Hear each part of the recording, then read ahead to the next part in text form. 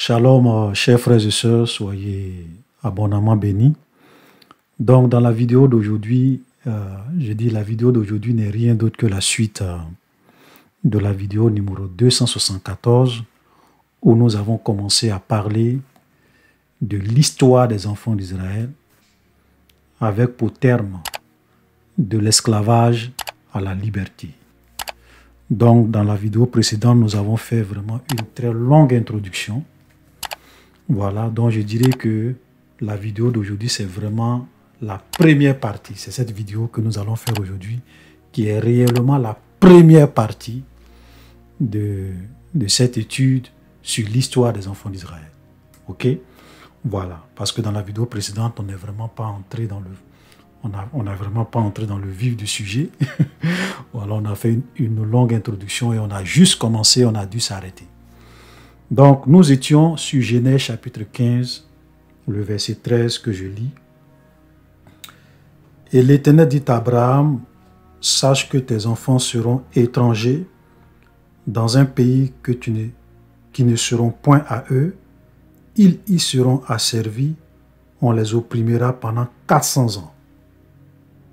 Voilà, donc, le fait que les enfants d'Israël soient esclaves, ou bien soient devenus des esclaves en Égypte, ce n'est pas quelque chose qui a surpris Dieu. Dieu l'avait déjà dit à Abraham des générations et des générations avant que cela n'arrive. Donc ça, c'est vraiment quelque chose de fort.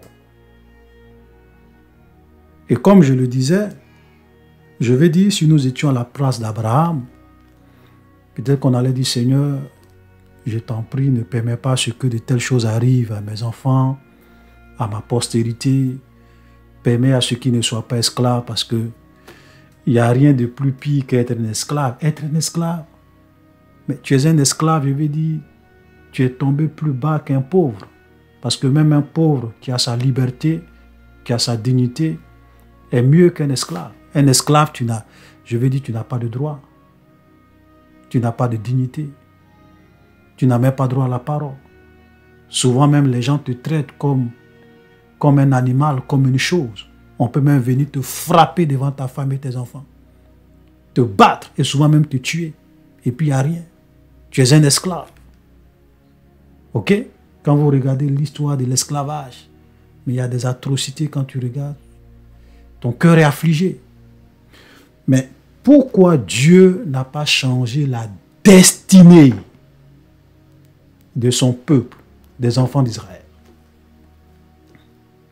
Parce qu'aujourd'hui, les gens aiment souvent parler de la destinée. Vous avez beaucoup de chrétiens qui pensent que leur destinée avec Dieu, ça doit toujours être la richesse, la prospérité, la gloire, la célébrité, le confort, le bien-être.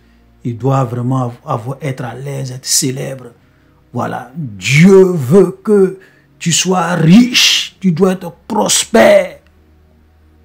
Un chrétien qui n'est pas prospère, qui n'est pas riche, tu n'es pas dans la volonté de Dieu. Tous ceux qui sont pauvres ne sont pas dans la volonté de Dieu. La pauvreté, c'est une malédiction. La pauvreté, c'est une malédiction. Tu ne peux pas te dire que tu es chrétien et tu es pauvre et tu dis que tu es dans la volonté de Dieu. Ce n'est pas la volonté de Dieu. Voilà le message que les gens prêchent aujourd'hui aux gens. Maintenant, moi, je dis simplement, je dis frère,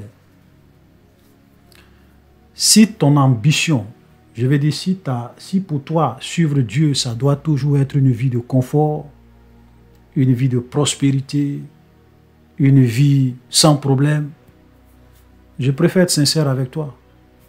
Ce n'est pas la peine de devenir chrétien. Ce n'est pas la peine de devenir chrétien. Parce que suivre Dieu, tu peux vraiment souffrir. Tu peux passer par des épreuves. Tu peux même mourir comme un martyr dans une prison. Donc la destinée, ou bien comme les gens l'appellent, la destinée avec Dieu, en tant qu'enfant de Dieu, ce n'est pas toujours une vie de confort.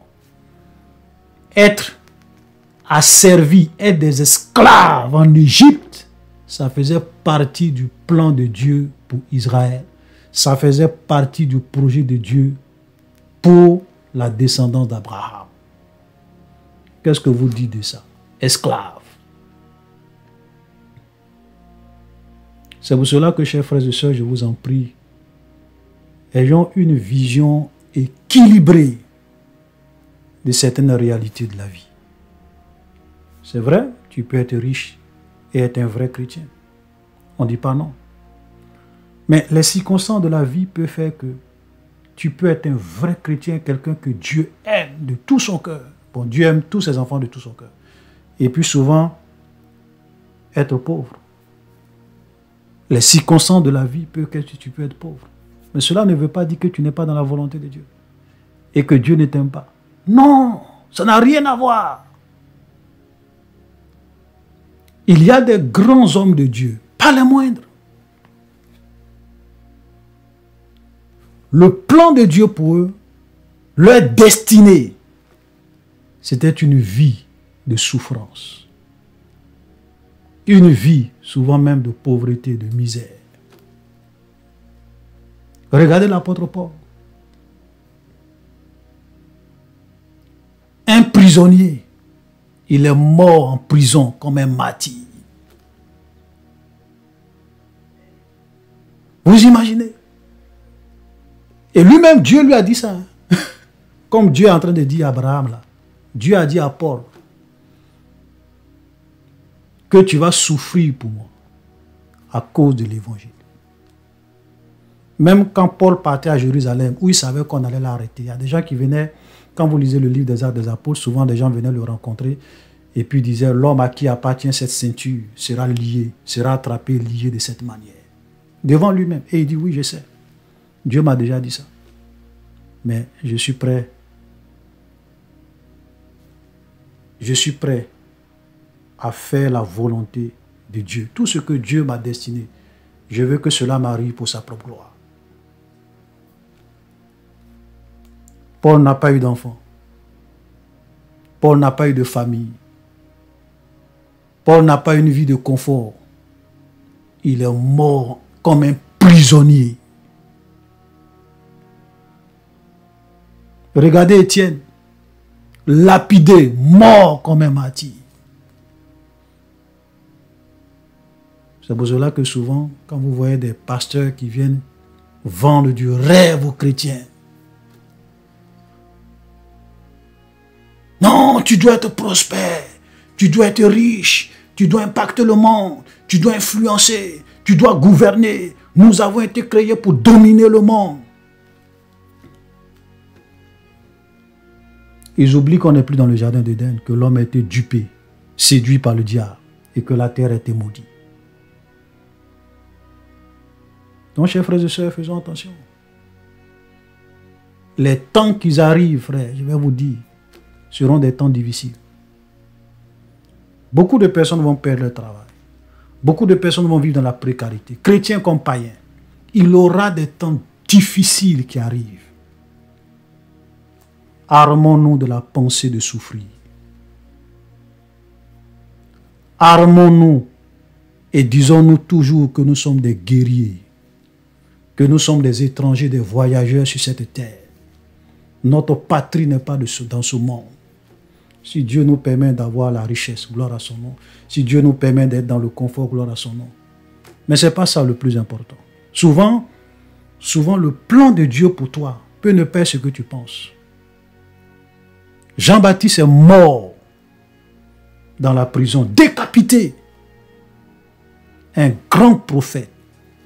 Il est mort. À cause de quoi? À cause de la vérité qu'il prêchait. Du message qu'il prêchait. Hérode l'a arrêté. Il a été décapité.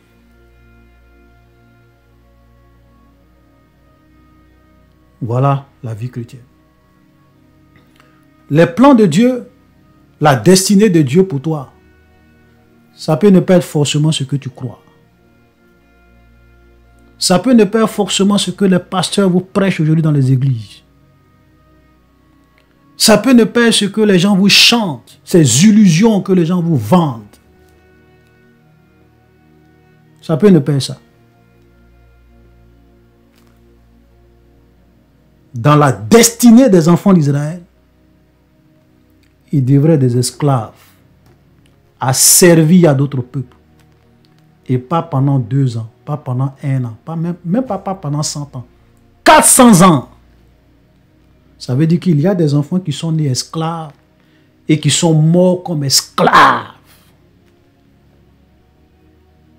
Et tout ça, Dieu savait cela. Ça faisait partie du plan de Dieu pour ce peuple. C'est pour cela que la Bible nous dit: les voies de Dieu ne sont pas nos voies. Les pensées de Dieu ne sont pas nos pensées. Autant les cieux sont élevés au-dessus de la terre, autant les pensées de Dieu sont élevées au-dessus de nos pensées. Et les voies de Dieu sont au-dessus de nos voies. Alléluia. Et souvent quand on prêche ces vérités basiques, conformes à la parole de Dieu, quand on essaie de présenter certaines vérités avec équilibre, vous avez des pasteurs qui viennent se moquer des vrais serviteurs de Dieu.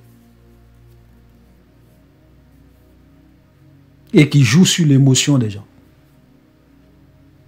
J'ai même vu un pasteur qui... un faux pasteur de la Côte d'Ivoire. Vous savez, la Côte d'Ivoire, malheureusement, c'est devenu un dépotoir. Je le répète, la Côte d'Ivoire est devenue un dépotoir de faux pasteurs, de faux prophètes qui égarent les gens et qui exportent même leur hérésie au-delà des frontières de la Côte d'Ivoire. Il dit, je paraphrase ce qu'il disait, il dit, les pasteurs qui prêchent contre la prospérité, ce sont les pasteurs de Lazare. Allez dire aux pasteurs de Lazare. Et quand j'écoutais ça, ça me faisait rire. J'ai dit oui. Vous savez, moi je préfère être le pasteur de Lazare que d'être le pasteur de l'homme riche dans la Bible. Oui. Je préfère être le pasteur de Lazare que d'être le pasteur de l'homme riche dans la Bible. Vous savez, ces pasteurs-là, souvent, quand ils parlent, vous savez qui ils sont en réalité. Quand ils prennent souvent certaines vérités que Jésus a dit et ils se moquent de ça, ça prouve qui est leur maître. Lazare est mort, il allait au paradis. C'est vrai qu'il est sur la terre, il était extrêmement pauvre. Mais c'était quelqu'un qui craignait Dieu. Quand il est mort, les anges sont venus le prendre. Ils l'ont envoyé dans le sein d'Abraham, au paradis.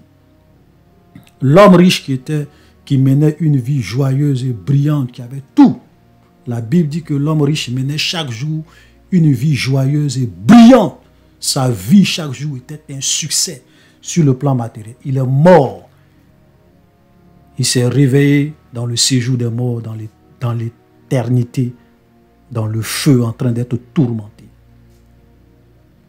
Si vous allez demander à l'homme riche, si tu avais la possibilité de revenir sur terre et de vivre comme Lazare ou de vivre comme tu as vécu dans ta vie précédente, qu'est-ce que tu allais choisir?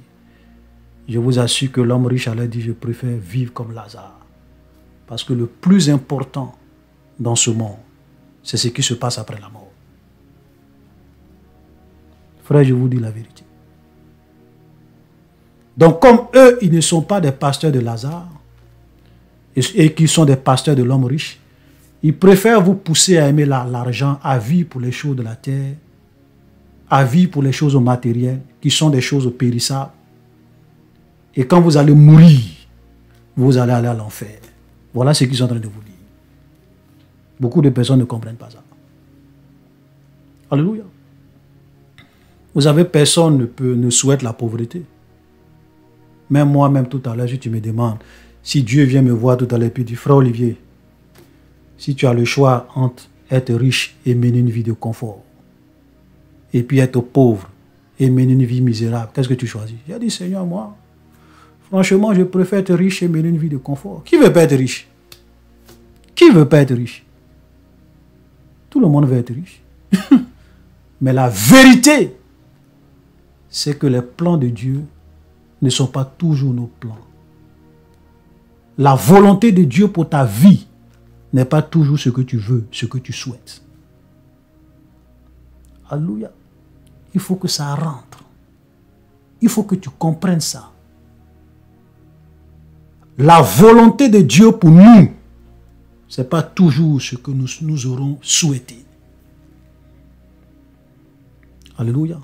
Donc voilà, Dieu dit à Abraham, tes enfants vont être esclaves. Et ça fait partie de mon plan. Pendant 400 ans. Maintenant, on peut se demander pourquoi. Seigneur, pourquoi? Pourquoi tu aurais pu changer leur destinée? Tu as tout le temps. Parce qu'au moment où Dieu disait ça à Abraham, Isaac n'était même pas encore né. À plus forte raison, Jacob, à plus forte raison, comme on appelle Joseph, non. Je vais vous dire une chose. Dieu est souverain.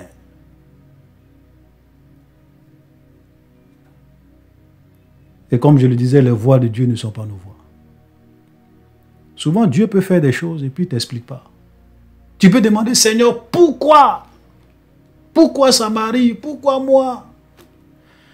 Et puis le Seigneur, pour te montrer qu'il est souverain, il ne te répond même pas. Je suis souverain. Je suis le Créateur. Vous savez, notre Dieu, ce n'est pas un chef d'État. Ce n'est pas un roi de la terre. Il est le Créateur de toutes choses. Le roi des rois. Le Seigneur des seigneurs. Le lion de la tribu de Juda. Le commencement et la fin. L'alpha et l'oméga. Il n'a de compte à rendre à personne. Parce qu'il voit des choses que toi tu ne vois pas. Il sait des choses que toi tu ne sais pas.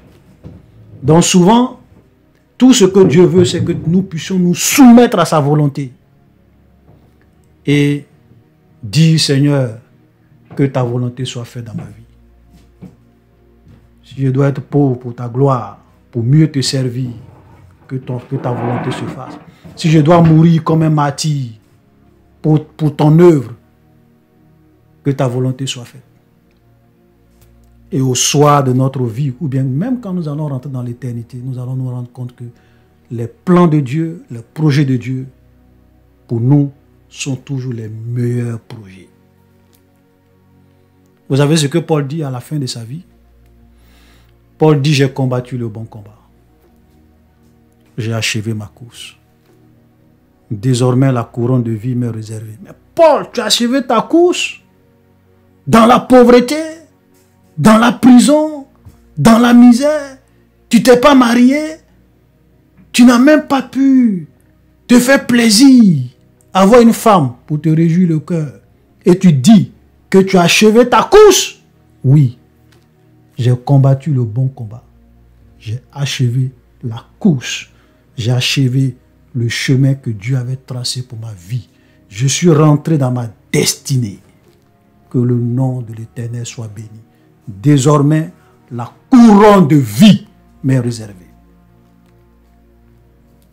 Oh boy! Quel témoignage! Ce n'est pas ce que vos pasteurs chantent aujourd'hui.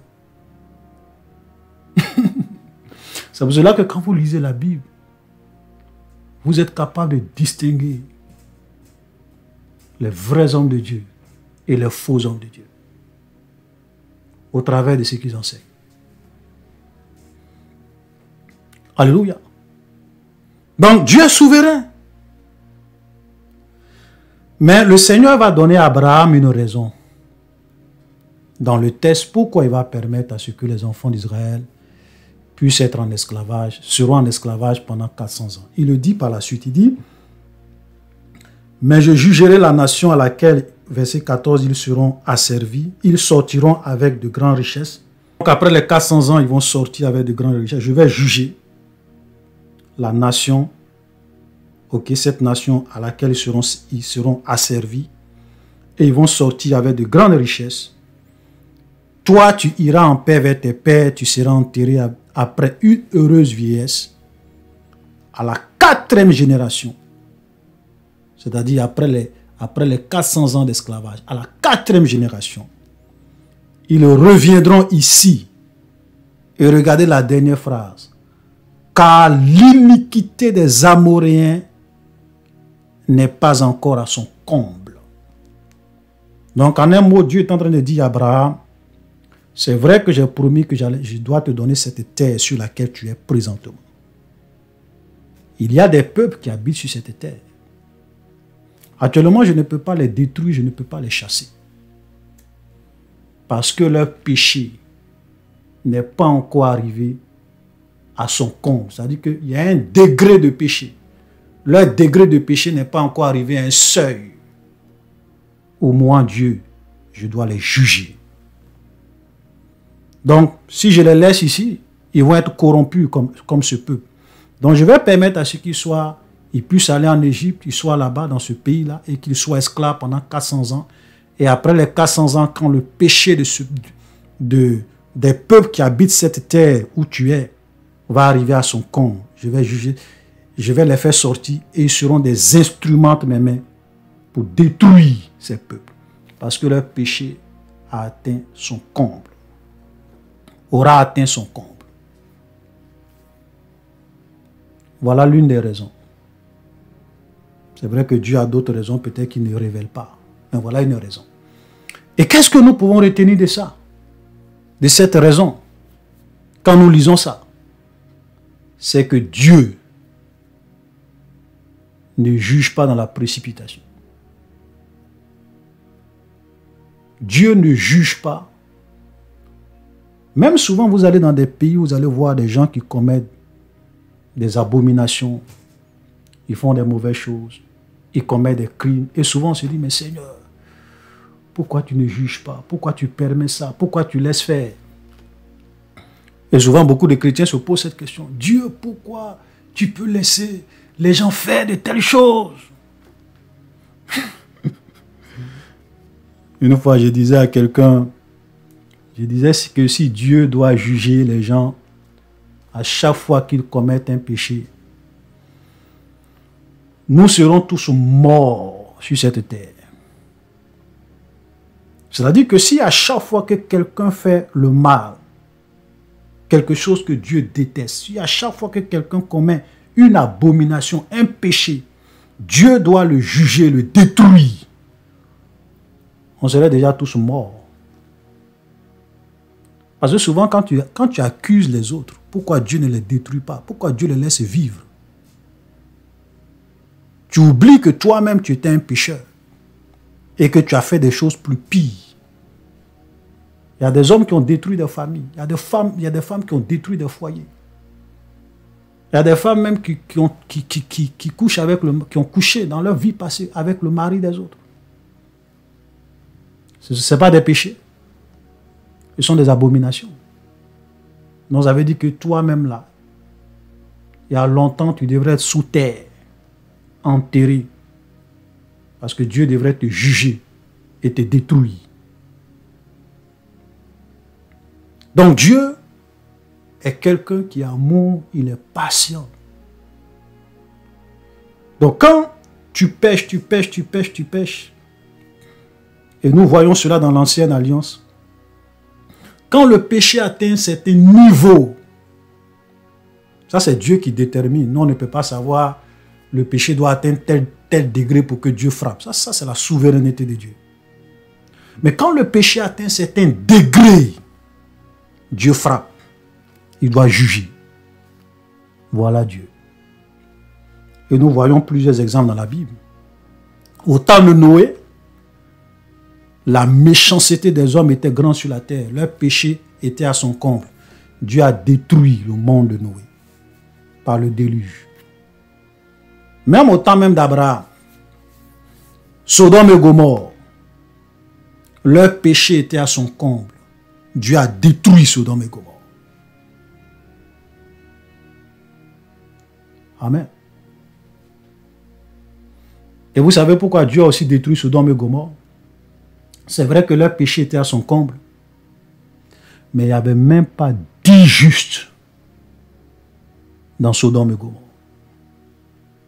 Ça veut dire que si, c'est vrai que le péché de Sodome et Gomorrhe était à son comble, hein, mais si Dieu avait trouvé 10 justes, il allait épargner Sodome et Gomorrhe, malgré leur péché soit à son comble. Donc souvent, il y a des nations, quand vous entendez les abominations qu'ils commettent, des gens, des massacres qu'ils ont faits, des vies qu'ils ont détruites, tu te dis, mais Dieu doit venger. Mais souvent dans ces pays-là, il y a 50 justes, il y a 30 justes, il y a 100 chrétiens, il y a des vrais chrétiens, des vrais enfants de Dieu. Dieu ne les détruit pas. À cause de la présence de ces enfants dans ces pays. Voilà l'étendue de l'amour de Dieu.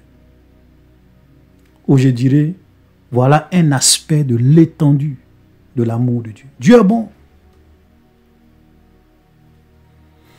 Alléluia. C'est pour cela que moi, souvent, je ne me laisse pas impressionner par souvent des vidéos que les gens font, ou bien même des audios que les gens envoient sur le groupe WhatsApp, où tu vois des gens qui viennent parler. Oh frère, vraiment, j'ai fait un songe. Dieu va détruire la Côte d'Ivoire. Dieu va détruire tel pays. Repentez-vous. Repentez-vous. Si vous ne vous repentez pas, Dieu va vous juger. Dieu va détruire. Et puis tu vois souvent beaucoup d'émotions. Et je suis là, je dis, moi je ne me laisse pas impressionner par tout ça. Parce que je sais que Dieu ne juge pas pour juger. Faites attention, ne vous laissez pas impressionner par tous ces audios émotifs où on vient vous dire Dieu va détruire tel pays, Dieu va détruire la France. Si Emmanuel Macron ne se répand pas, les jugements de Dieu arrivent. Dieu va détruire la Côte d'Ivoire. Le péché de la Côte d'Ivoire est trop. Les Ivoiriens pêchent beaucoup. Repentez-vous. C'est du trash. La plupart de ces audios.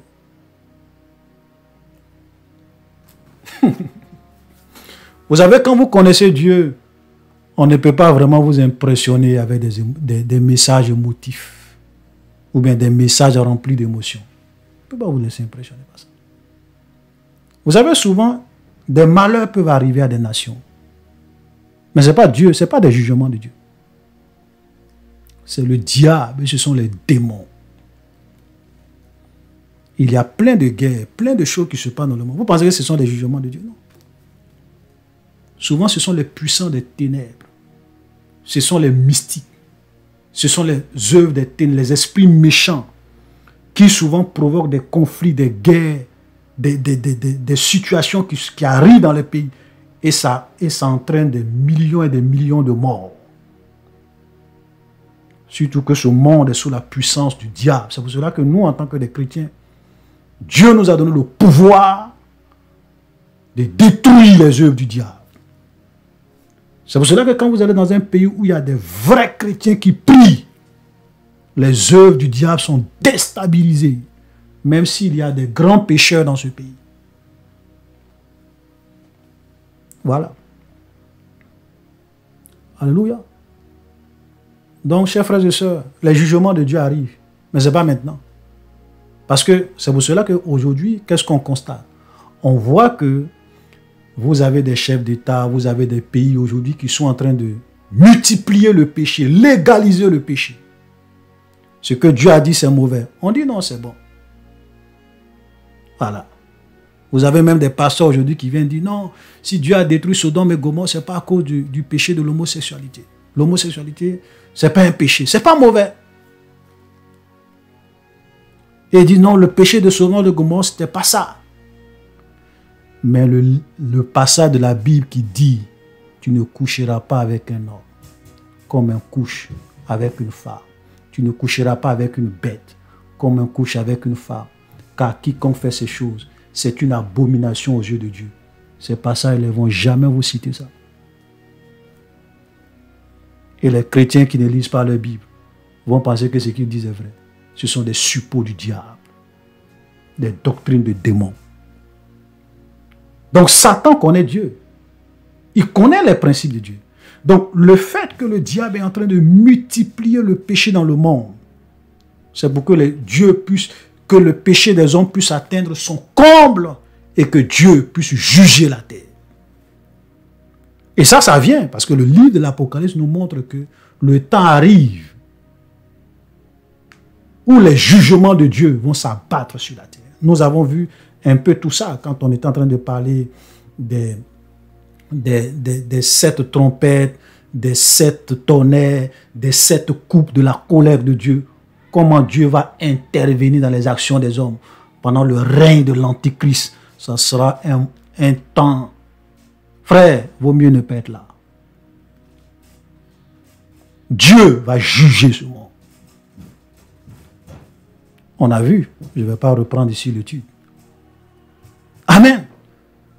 Donc, quand les gens sont en train de multiplier, Satan sait, parce que le diable, le but de Satan, c'est que les gens multiplient leurs péchés, que les gens commettent des abominations, que les gens fassent des choses horribles, pour que leur péché puisse atteindre le comble, et que l'action de Dieu puisse agir sur la terre des hommes. C'est pour cela que je vous disais que le diable, c'est un grand stratège. Donc, quand vous voyez ces présidents, ces pays, ces chefs d'État, comprenez que, frère, au-delà de tout ça c'est influencé par le diable et ses agents et ses puissants des ténèbres qui possèdent ces dirigeants, qui contrôlent ces dirigeants, qui sont comme des marionnettes, qui veulent transformer la loi de Dieu. Ce qui est bien, ils veulent appeler ça, ils veulent appeler ça mal, et ce qui est mal, ils veulent appeler ça bien. Les jugements de Dieu arrivent. Alléluia. Donc ça, déjà, on voit pourquoi Dieu permet ça. C'est pour cela que quand les enfants d'Israël sont sortis de l'Égypte,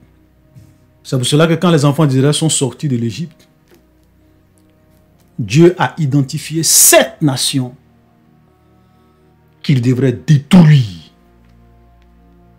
hommes comme femmes.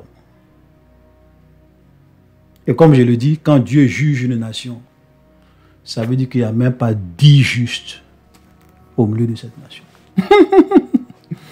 Ça veut dire qu'il y a 0 juste au milieu de cette nation. Sodome et Gomorrhe, au moins il y avait 3 personnes dont Dieu allait sauver les 4 personnes.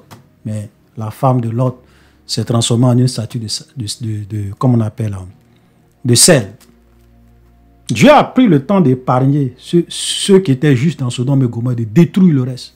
Parce qu'il n'y avait personne qui était juste, à part Lot et sa famille. Alléluia. Parce que souvent, quand les gens voient certaines choses dans la Bible, ils sont affligés. Ah, pourquoi tout ça? Personne n'est plus juste que Dieu. Personne n'est plus parfait que Dieu.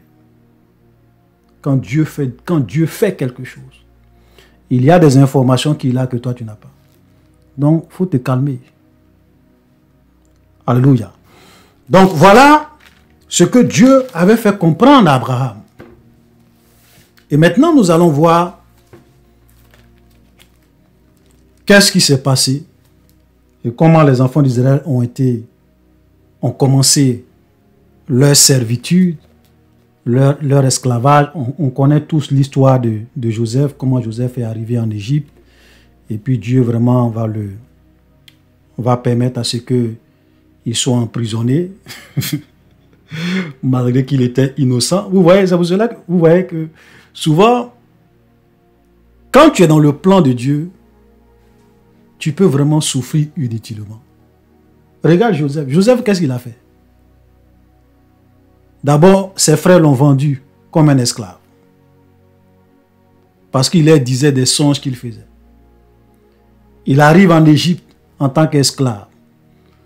Il travaillait dans la maison de Potiphar. Et Dieu l'a béni. Donc Potiphar va voir que ce jeune homme, c'est quelqu'un de très brillant, de très intelligent. Et Potiphar va réellement l'établir comme étant le gouverneur sur sa maison. Et sa femme voulait forcément que Joseph puisse coucher avec elle. Joseph dit non, moi je ne peux pas commettre un tel crime.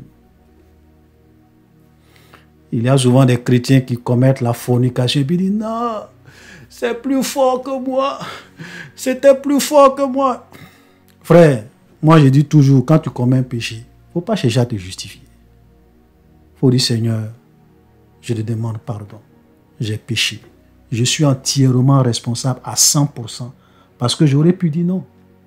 Faut pas te justifier. Faut pas prendre des phrases du diable pour te justifier. Non, c'était plus fort. Joseph, il était dans un pays étranger, esclave. Et la maîtresse de la maison lui dit, couche avec moi. Il dit non. Au point même, elle est venue, elle voulait le forcer. Jusqu'à même, elle a attrapé son habit là. Il a laissé habit là, et puis il a fui, il est sorti. Mais est-ce que Joseph, ce n'était pas un homme? Il n'a pas de sentiments, il n'a pas des émotions. Mais il a vaincu l'adultère. Joseph, il avait le même sang, la même chair que toi. La preuve en est qu'après il s'est marié, il a fait des enfants. Donc ça veut dire que lui aussi, là, il avait des désirs dans sa chair. Mais il dit, moi, je ne peux pas faire ça. Et à cause de ça, il allait en prison de façon injuste. En prison, il a été emprisonné pendant des années. Qu'est-ce que tu vas dire? Et c'est que si c'était nous, on a plein de... vraiment, si je savais, j'allais accepter l'offre de la dame. Je souffre ici en prison. Dieu m'a abandonné. Seigneur, pourquoi? Je veux te craindre. Mais regarde comment je souffre. Oui. Souvent, vouloir suivre Dieu, vouloir faire la volonté de Dieu, c'est souvent une vie de souffrance, frère. C'est pour cela que je dis, si toi tu penses que la vie chrétienne est toujours une vie de confort, ce n'est pas la peine de devenir chrétien. Je le dis dans l'amour du Seigneur. Ce n'est pas la peine de devenir chrétien. Dieu ne force personne. Mais il n'y a pas plus mieux que de suivre Dieu. Et donc, et tout ça, ça faisait partie de sa destinée. Voilà, comme vous les chrétiens, vous aimez parler de destinée, on va parler de destinée. Ça faisait partie de sa destinée.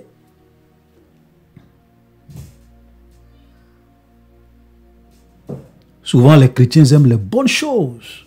J'ai même vu un pasteur, je pense que j'ai raconté déjà cette histoire plusieurs fois, il est venu, il a écrit sur son poste. De la prison, Joseph est devenu le premier ministre de Pharaon. Je décrète, je déclare ça sur ta vie. Et tu vois les chrétiens. Amen, amen, amen, amen, amen. Mais demandez à ces mêmes chrétiens, est-ce que vous êtes prêts à souffrir ce que Joseph a souffert? On l'a jeté dans un puits, il a failli mourir. On l'a pris, on l'a vendu comme un esclave. Il a été esclave dans un pays étranger. Là-bas, on a voulu abuser de lui sexuellement, il a dit non. Et dans ça, on l'a mis en prison pendant des années. Tu es prêt à subir tout ça? Les gens veulent toujours la gloire, ils veulent toujours ce qui est bon. Mais très peu sont prêts à prendre leur croix et à souffrir pour le Seigneur. On leur vend des rêves. De la prison, Joseph est devenu le premier ministre de Pharaon. Je décrète, je déclare ça sur ta vie. Et vous voyez les chrétiens qui aiment entendre les paroles agréables. Amen, amen, amen. Et moi, je suis venu. J'ai fait un commentaire. De la prison, Jean-Baptiste a été décapité. On m'a bloqué, on a supprimé mon commentaire automatiquement. Parce que ça ne les arrange pas. Pourquoi vous dites que de la prison, Joseph est devenu le premier ministre de Pharaon? C'est ce que vous voulez. Mais pourquoi vous ne voulez pas aider Jean-Baptiste pour que de la prison vous décapite? C'est là que vous voyez que les hommes, ils aiment toujours entendre les choses agréables. Et la Bible a été claire. Il arrivera un temps où les hommes ne supporteront pas la sainte doctrine, mais ayant la démangeaison d'entendre des choses agréables, ils se donneront une foule de docteurs qui vont leur enseigner des choses qu'ils ont envie d'entendre. Ils vont détourner l'oreille de la vérité. Voilà. On va leur dire des choses qu'ils ont. Nous sommes dans ces temps-là. Frère, tu dois impacter le monde. Amen. Tu dois être prospère, influencer le monde. Amen. Tu dois voyager, tu dois être prospère. Dieu a prévu la bénédiction pour toi. Amen.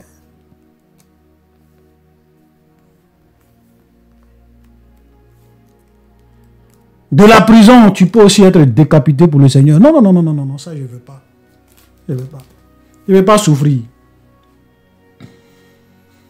Voilà. Donc faisons attention.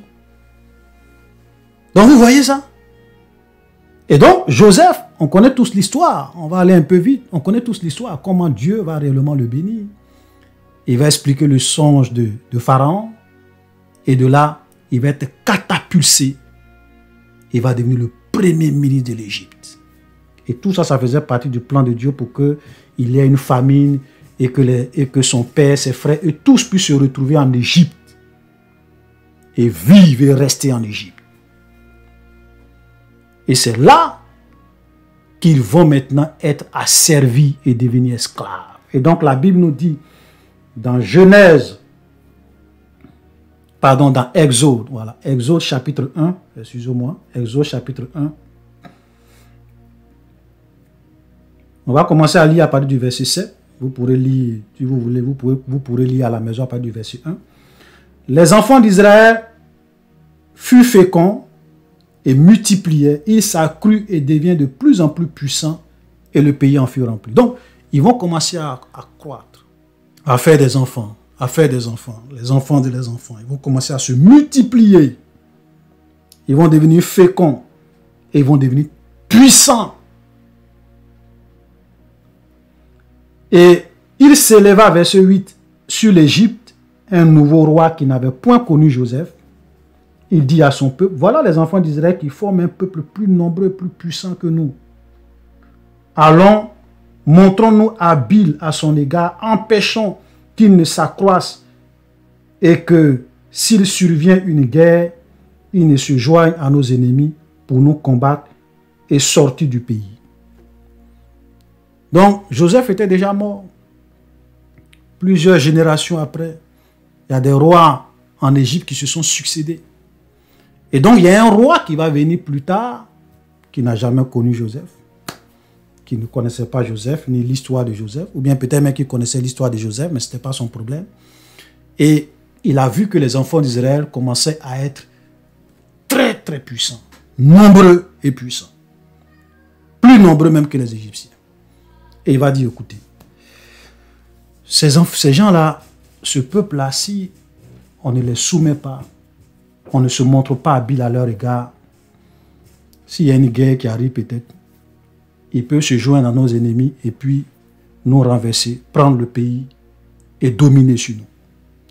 Donc, au lieu que ce soit eux qui dominent sur nous, il faut que ce soit nous qui dominons sur eux. On va les rendre esclaves. Vous comprenez? Voilà. Donc ça, c'est clair. Voilà les circonstances dans lesquelles les gens vont faire des enfants d'Israël des esclaves en Égypte. Et l'on établit sur lui des chefs de corvée afin de l'accabler de travaux pénibles. C'est ainsi qu'il bâtit les villes de Python, de Ramsès, pour servir de magasin à Pharaon. Donc, comme je l'ai dit, tu es un esclave, tu n'as pas de liberté, on te fait faire ce qu'on veut. Donc, c'était eux maintenant qui fabriquaient des briques pour construire des villes. Ils travaillaient dans les champs, ils faisaient des choses pour Pharaon et pour l'Égypte. Donc, ils étaient comme une main-d'œuvre moins chère. Voilà, pour faire fonctionner l'économie de l'Égypte, soumis et asservis aux Égyptiens. Par la ruse de ce pharaon. Alléluia. Mais plus on l'accablait, plus il multipliait et s'accroissait, et l'on prit en aversion les enfants d'Israël. Alors les Égyptiens réduisent les enfants d'Israël à une servitude dure. Il leur rendit la vie amère par de rudes travaux en argile et en briques, et pour tous les ouvrages des champs, et c'est avec cruauté qu'il leur imposait tous ces charges. Donc on voulait réellement les réduire à rien. On les traitait avec cruauté. On les maltraitait, on les battait. Ils travaillaient dans les champs. C'est eux qui bâtissaient les villes. Oh boy! Ça, c'est pas plus pire qu'être pauvre. C'est pas plus pire qu'être pauvre. Regardez. Le roi d'Égypte parla aux sages-femmes des Hébreux, nommées l'une Shifra et l'autre Pua. Il leur dit, quand vous accoucherez les femmes des Hébreux et que vous les verrez sur les sièges, si c'est un garçon, faites-le mourir, et si c'est une fille, laissez-la vivre. Là, on rentre maintenant dans un génocide. C'est-à-dire que cette fois-ci, on décide de les exterminer. Parce que malgré qu'ils sont esclaves, on les maltraite, ils continuent toujours à se multiplier, à devenir de plus en plus nombreux. Donc cette fois-ci, on va réellement mettre en place une stratégie pour réellement réduire leur nombre en tuant tous les enfants mâles.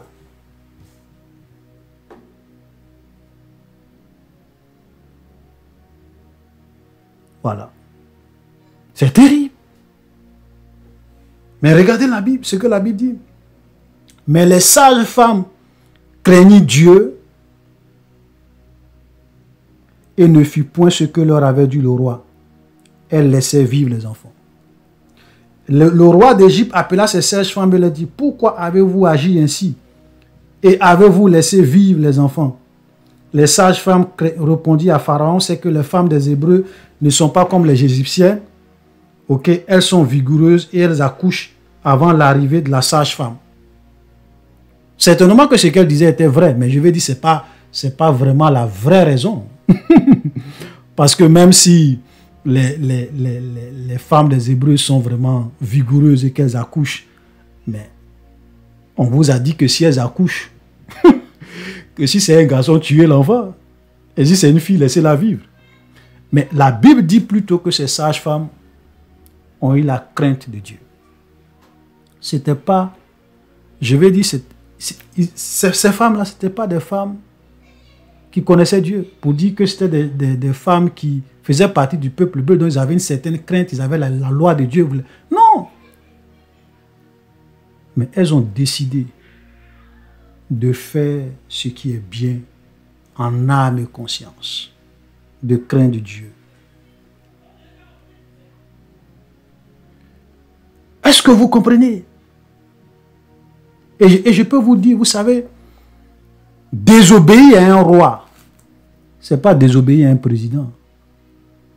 Pharaon était considéré comme un demi-dieu en Égypte. Tu ne peux pas désobéir à un roi impunément. On va couper ta tête. On va couper ta tête.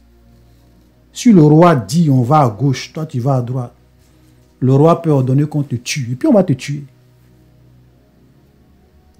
Un roi a droit de vie et de mort dans l'Antiquité sur tous ces sujets. Ce sont des monarques absolus. Il n'y a pas de liberté d'expression. Ce n'est pas la démocratie, ce n'est pas une république. Mais regardez le risque que ces femmes-là ont pris. Au prix de leur vie, elles ont décidé de faire le bien. Waouh! Alléluia! Vous avez souvent des chrétiens qui disent, oui, je n'avais pas le choix. Je n'avais pas le choix.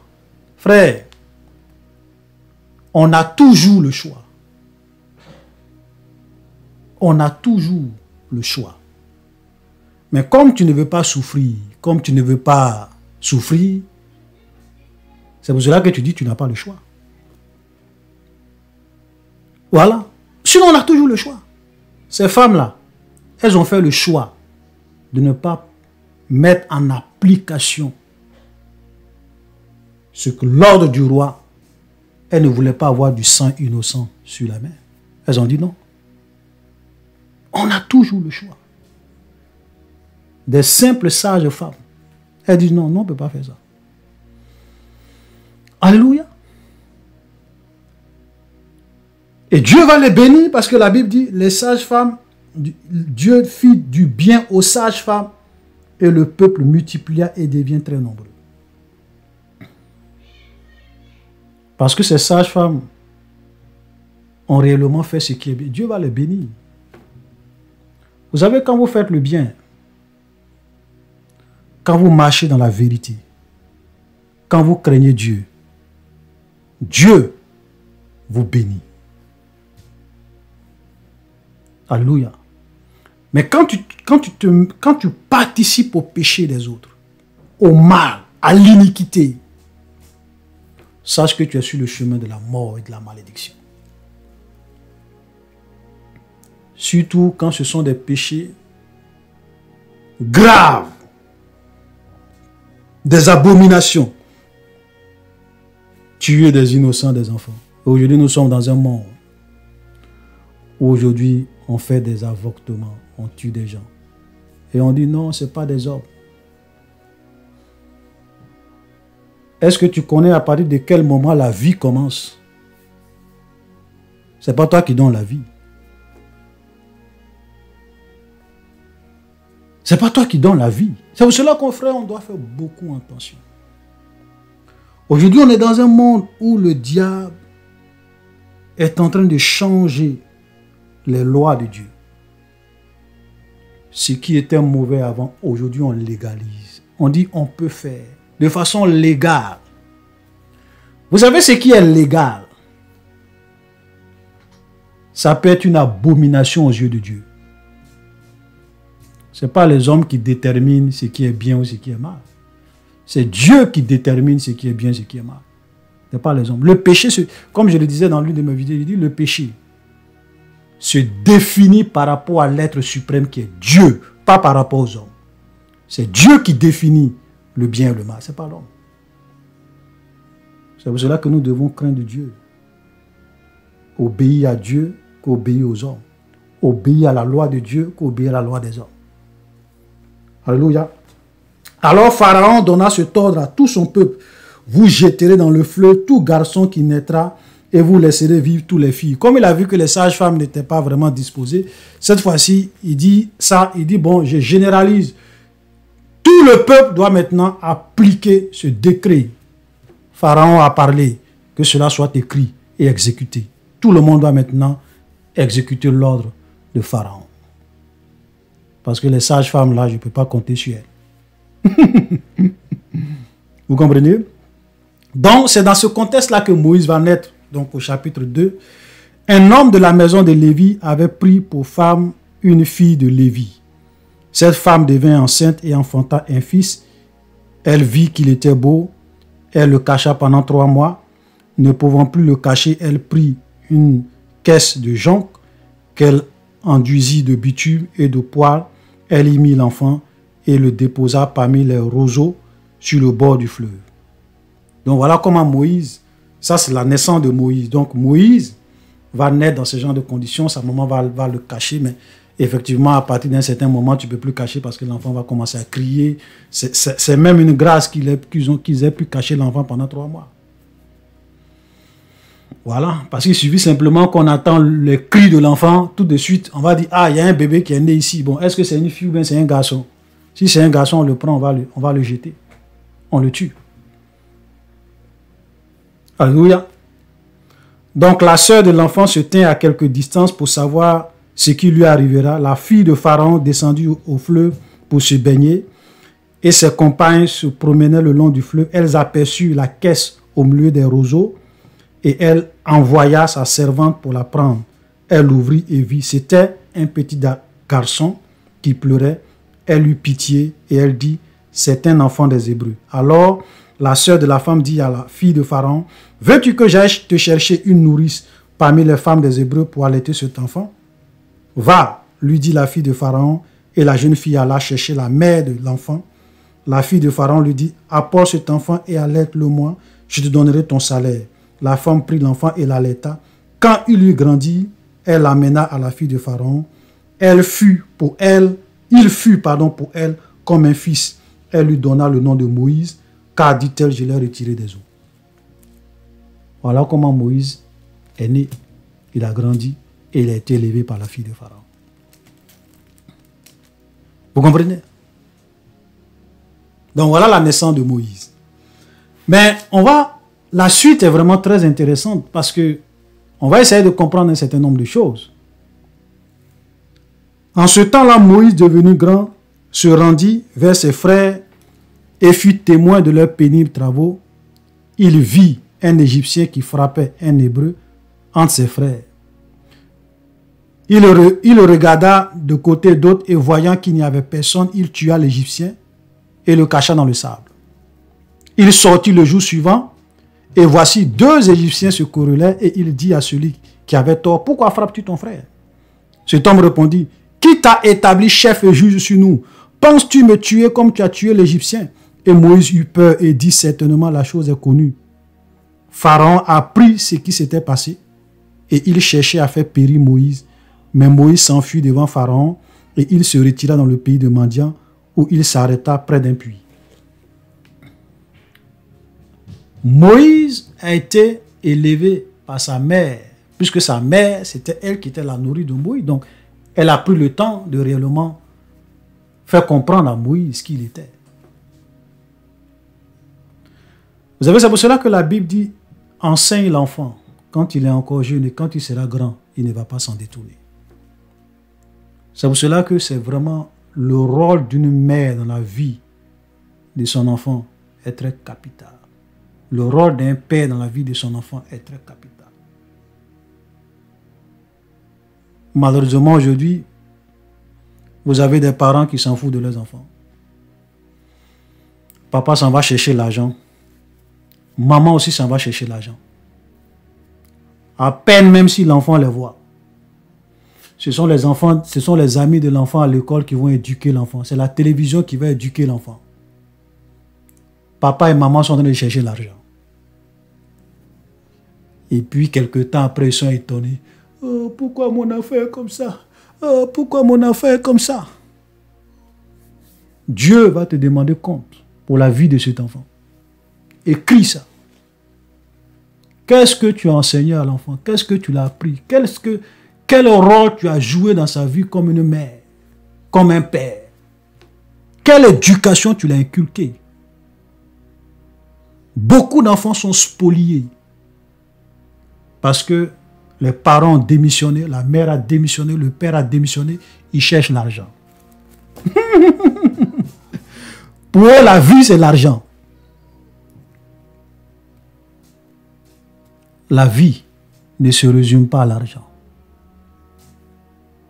La vie ne se résume pas au matériel. L'enfant que Dieu t'a donné, tu vas rendre compte pour son éducation. Écris ça. Amen. Aujourd'hui, liberté de la femme. Monsieur, madame, non, on est tous même chose. Égalité des sexes. Voilà. Madame est partie, monsieur est parti. Vous savez, j'avais appris, j'avais regardé une vidéo où, quand j'ai écouté ça, ça m'a vraiment marqué. Ça dit que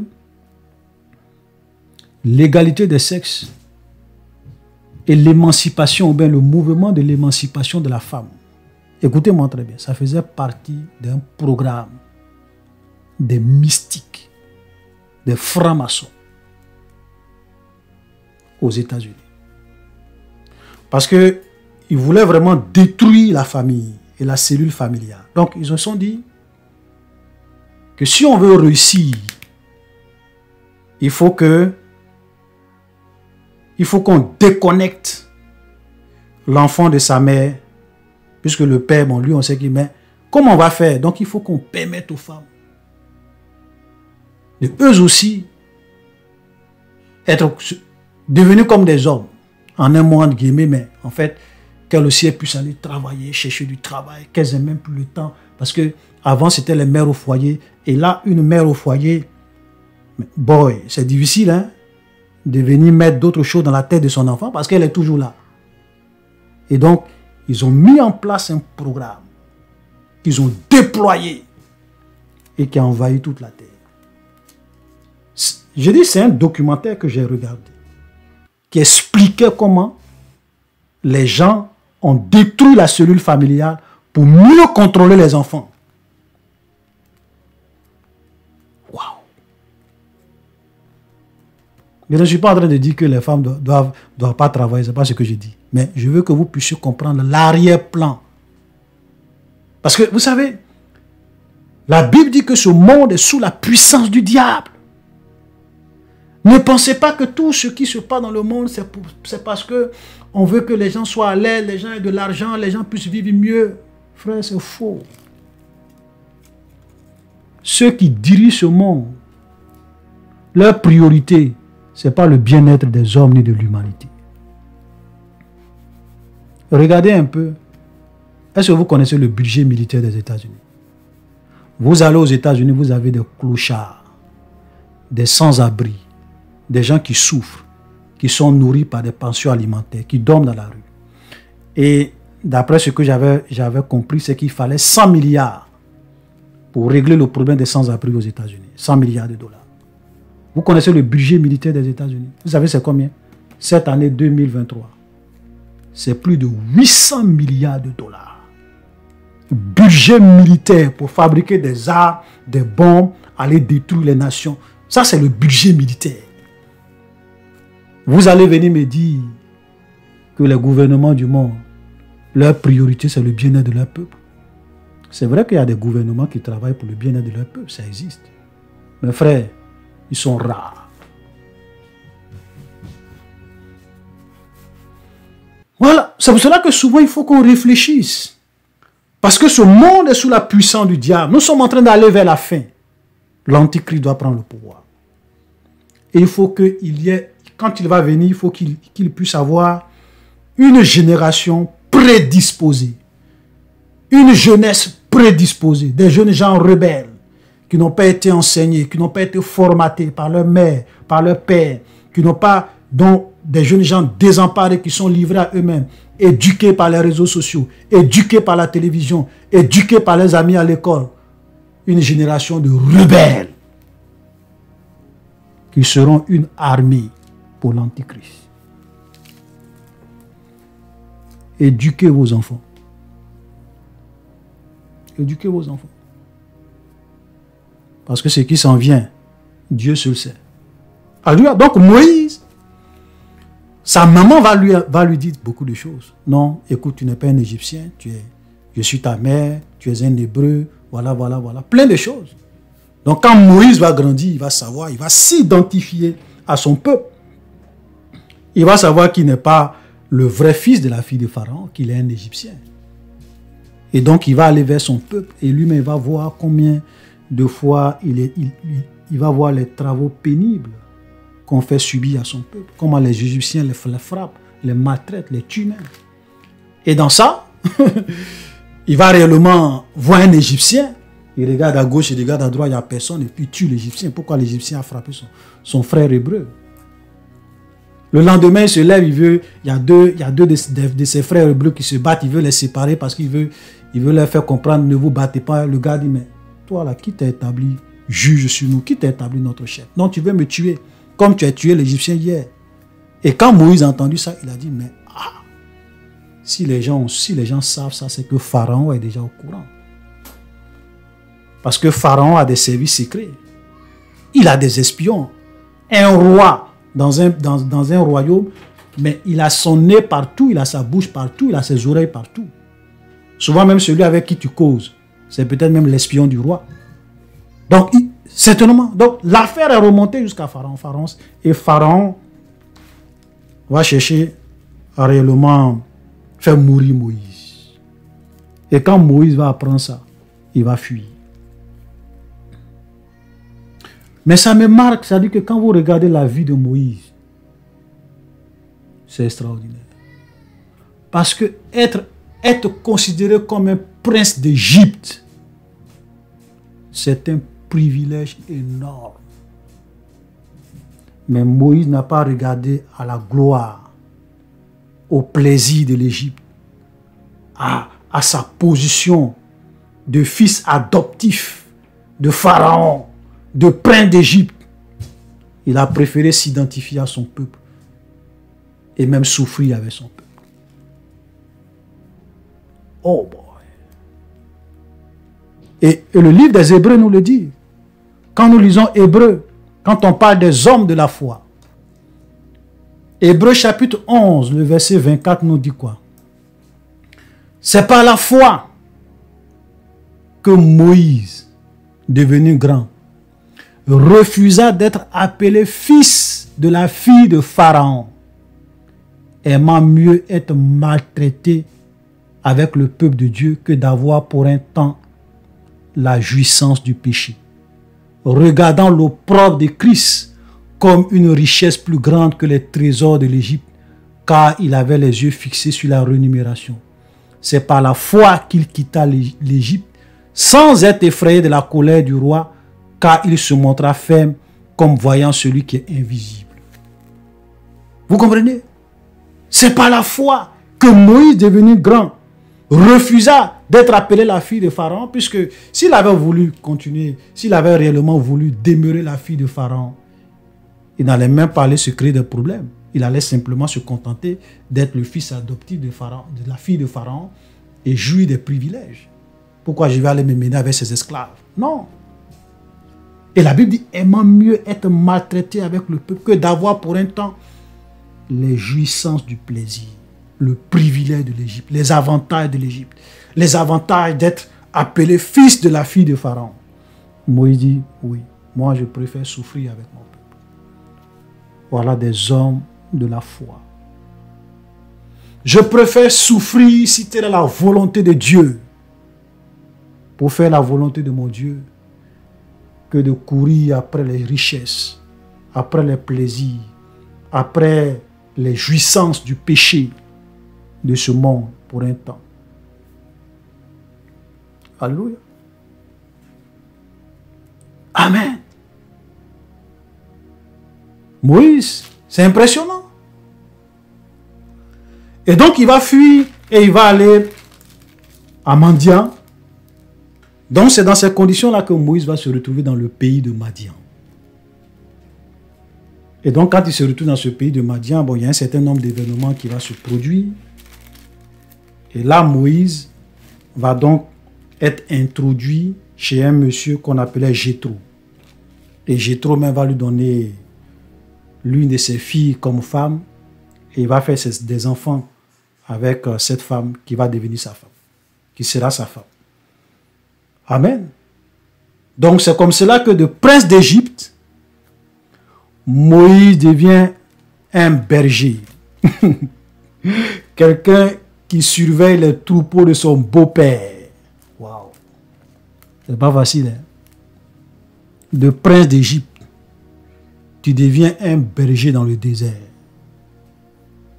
Quelqu'un qui surveille et qui fait paître les troupeaux de son beau-père.